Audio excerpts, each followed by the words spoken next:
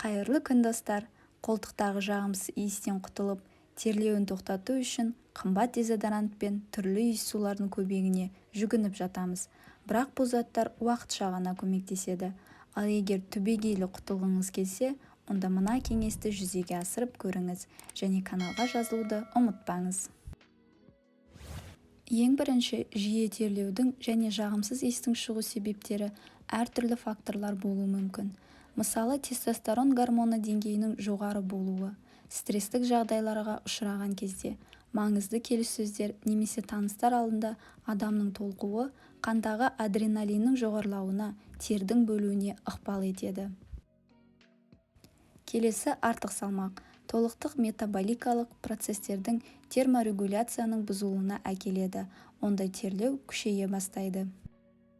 Және кейбір кездерде де дәрі-дәрмектер гипергидрозды тудыруы мүмкін. Келесісі ол диета дұрыс болмауы. Ащы, майлы, қуырылған тағамдарға, күшті кофеге, шайға, фастфудқа, алкогольге шамадан тыс құмарлық терлеудің жоғарылауын және май бездерінің секрециясының құрамының өзгеруін тудырады. Гигиенаның дұрыс сақталмауы, қолтықтағы түктерді алмауы, су процедураларының жиі болмауы да жағымсыз иіске алып келеді. Келесі тағы әсер ететін фактор – синтетикалық материалдан жасалған киім. Жел өткізбейтін жасанды мата желдетуге және адам терісіне ауаның кіруіне кедергі келтіріп, парниктік эффект тудырады. Осылайша тер пайда бола бастайды. Ал енді ең маңызды бөлімге көшейік. Үй жағдайында терлеуден және жағымсыз иістен құтылу жолдары қандай? Біріншісі – сода пастасы.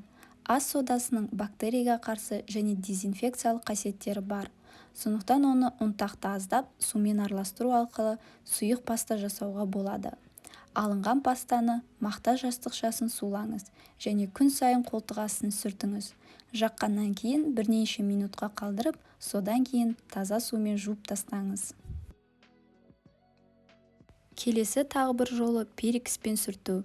Ертіндіні сумен тең пропорцияда араластырып және күніне бірнеше рет проблемалы аймақтарға мақта жастықшасымен жағылады. Оны кейін жуудың қажеті жоқ. Келесі 3-4 түйір марганцовканы бір стақан қайнатылған жылы сумен араластырыңыз. Осы сумен күніне 3-4 рет қолтығыңызды жуасыз. Бұл ертінді қолтықтың терлеуін тоқтатады, жағымсыз иісті жояды және түктерді кетіреді. Емді үзбей 2 апта жүргізсеңіз болады. Тағы бір ең қолайлы жолы – лимон жағымсыз иіс тудыратын бактерияларды өлтіреді. Одан құтылу үшін 1-2 тамшы лимон шырынын қолтығыңызға жағасыз. Бірнеше минуттан соң дымқыл сылкөмен сүртіп тастайсыз.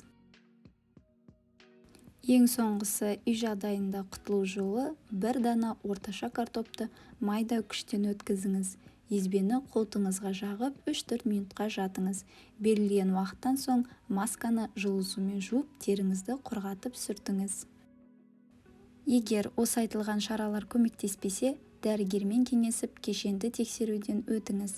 Талдаулар мен анализдердің негізінде мамандар диагноз қойып, емдеуді тағайындайды. Сіздермен болған мен, топ деректер.